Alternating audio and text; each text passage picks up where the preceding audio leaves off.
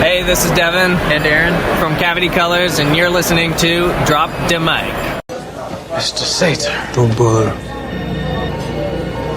Just tell me if you've slept with my wife yet. No. Not yet. How would you like to die? Oh. You chose the wrong profession. There's a walled garden up the road. We're going to take you there, cut your throat. Not across in the middle like a hole.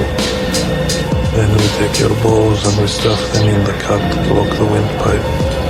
Complex. It's very gratifying to watch a man you don't like try to pull his own balls out of his throat before he chokes. Is this how you treat all your guests? We're finished. Do you like opera? Welcome back to our humble San Diego podcast. We are your hosts for the evening. First up, we have James Warny. Hey, what's up, guys?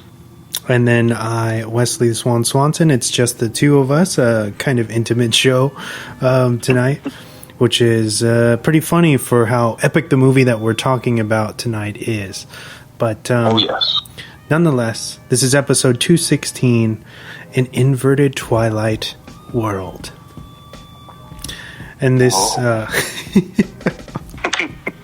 so this time we're going to attempt to chat about the incredibly intricate Nolan film Tenet, which came out just last year, I believe. But first, let's get everybody warmed up with our usual segments. And now for a special news report. Brought to you by Drop the Mic. All right, James, what do you have in the news world for us this week? All right. So I have, it looks like Andy Muschietti, I believe, is the director of The Flash, the new Flash film coming out. Yeah. He directed both It's, the more recent It, and it looks like he officially revealed the official logo for the film, and that the film is the filming for that has started just this week, at the beginning of the week. So very interesting there. I'm excited to see that finally get some traction and moving, because for a while, a couple I know when they first mentioned it, maybe like a year or two or three ago, they I think it went through like 3 or 4 directors. So it's good to see that kind of picking up some steam and finally getting it done. And then along with Ezra Miller's kind of scandalous video or controversy video that came out with him choke slamming someone or pretending to slam somebody. Who knows? Nothing really came of that. There was no type of repercussions on his end. He didn't apologize or anything like that. So maybe it was fake. Maybe they just don't care. I don't know. I don't know. Very strange. Very strange. Yeah, that was a really odd situation there. But moving on to some kind of random news, Vin Diesel is going to be... Damn, the arch enemies. Did you just do that right now? They don't... I'm right? They don't like each other? Or they had some kind of problems? I'm not sure if it's Vin Diesel and The Rock, but I know Tyrese hates The Rock with a passion. He went as far as to call him out on social media and say basically that the Fast and the Furious movies is they're like a real family, and he just joined in to make a paycheck. Damn, he's going all ACAB on him. He's like, you're just portraying a cop, dude. Get out of here. Yeah. But Vin Diesel is set to produce and star in a Rock'em Sock'em Robots live action movie. Don't know how that's going to work, what it's going to look like. There's no details on anything. But Vin Diesel is going to be a part of it. And Universal, of course, always backing up Vin Diesel. It's going to be under Universal. So I don't know. What are your thoughts on that? That's kind of weird. A Rock'em Sock'em live action film. I don't know where they they did a Battleship movie, so I guess they can do Rock'em Sock'em Robots. Well, I don't know if you remember back a few years back. I believe it was Hugh Jackman. They did that Real Steel movie, which was very Rock'em Sock'em Robots. Yes. I wonder if it'll be not related to that, but in the vein of that. Like that kind of how do you say, technology wise, but yeah, them doing that's like, oh yeah, coming soon, an Operation movie, or you know what I mean? Like it's pretty wild. But I'm a fan of that game. It's fun, you know. Simplicity is key sometimes. Oh yes, very much. That's hilarious. Very fun game. So Vin Diesel is attached to that, right? Yeah, he's producing it. I don't know if this was his idea or what, but he looks like he's under. I don't know if it's executive producer or what, but he's producing it and he's going to be starring in it. So yeah, get excited for that. I have to Rock'em robots. I have to say, have you seen the promo videos for, like, back in the day? I don't think he was very well known yet. The Street Sharks? Yeah. Yes. Oh my God, that's like I have some of those toys. I wish I had them still. I had quite a bit of those Street Shark figures, like the big heavy plastic ones. Hell yeah, I remember those. Those could hurt somebody if you wanted to. Yeah, those I actually have. I have one of them that I randomly found at a Salvation Army. Wow. Yeah, so it survived. It's probably at least 30 years old. Wow. Street Sharks was our very first a pin-apart release. Well, I should say Street Sharks inspired.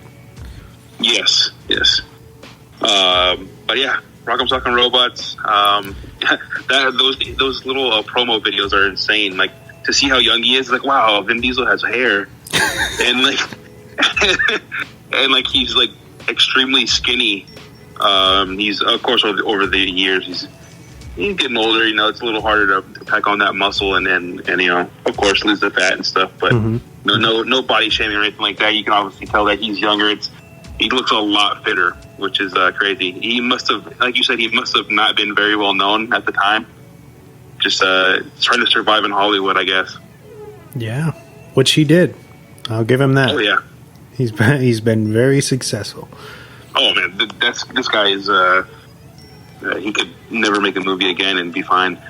Moving on, Emilia Clarke from Game of Thrones. It looks like she's been cast for an undisclosed role for Marvel's Secret Invasion. I don't know if you're familiar with that. So I do believe it has to do with the Skrulls from Captain Marvel, the film. You know how they can shapeshift into people? Yes.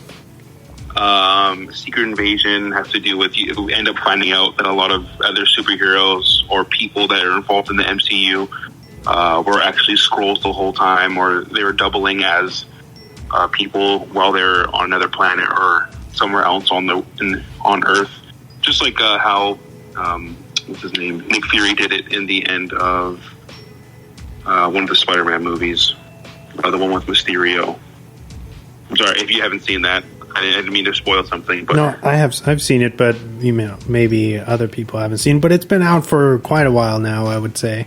So, yes, that's fine. So that is if you have seen that movie, that is an example of a Secret Invasion and what this. I'm not sure if it's going to be a film or a series, but that's what you can kind of guess. They're going along with those lines of you know, taking people identities and replacing them, stuff like that. Moving on, I know a while back I talked about Michael Keaton. Not sure if he was going to be doing the Flash film, but it looks like his talent agency has confirmed that he will be involved in the film. I guess he got some COVID shots or whatnot, but I know that was part of the reason why he didn't, or he wasn't sure if he was going to do it. Also because he was so busy. He had a busy schedule and he wasn't sure if he's going to be able to commit to the Flash. But it looks like he's able to do that. So we are going to get Batman 89 up in there. So I know you're a big fan of Keaton's version, correct? Oh yeah. So I know that's good news for you. Maybe some other people as well. But looking forward to that. I am excited for that movie. Like I said before, it just started filming, so we'll probably see some shots of him in the suit. Hopefully, that'd be really cool to see his old ass in a Batman suit again. But yeah, let's see here. My last bit of news: Amber Heard is officially on for Aquaman 2, and is currently, reading up some things for to get her mind fresh in the Mira persona, I guess you would say. I'm not too sure if you're happy with that or not, or if you don't care. There's a lot of people who weren't a big fan of Aquaman, even though it did make $1 billion in the box offices. But, yeah. So, Warner Brothers is not getting rid of her. She is going to be in Aquaman 2. I think continuity-wise, I think You think that's the reason why she's kind of safe for now? I would say so. Like, she's firmly planted there, and, people might have their opinions, but I don't know that it outweighs, that it justifies her being fired. Not saying that I'm on her side, because I'm really not. Before that whole controversy happened, I was like, I did like her. I thought she was pretty decent. Although I didn't think that she was anything like, she was like, oh, amazing in Aquaman, you know what I mean? Like, Yeah. or anything. Like, she's just there. If anything, I thought she was, even though she's not in it too much, but I did like what she did in the Snyder cut, if that means anything, even though that's not canon or whatever. but yeah. Hopefully they can get it to be canon. I don't know. But yeah, I agree with you on that. Performance wasn't anything spectacular, even though she was a pretty big part in the, at least Aquaman.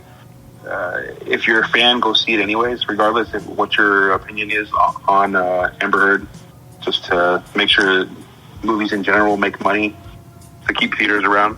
But yeah, that's my last bit of news there. Awesome. So I have 4 quick pieces. Okay. For you. The first one is pretty simple. It's go check out Mortal Kombat on HBO Max or at your local theater if you feel safe enough, as it will be dropping today. Oh yeah. Go check it out. It looks, from the 7-minute preview that Max put up that I watched, or probably everybody's watched by now, it looks like it's going to be worth it to watch multiple times. I'm a huge Mortal Kombat fan, and very, very stoked on this. Can't believe we're, the time is finally here.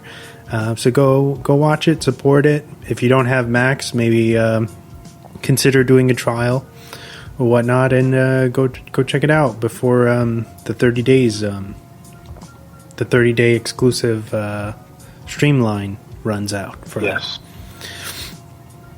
Moving on, the long-awaited 3rd installment of the Conjuring universe, which is called The Conjuring, The Devil Made Me Do It, I believe.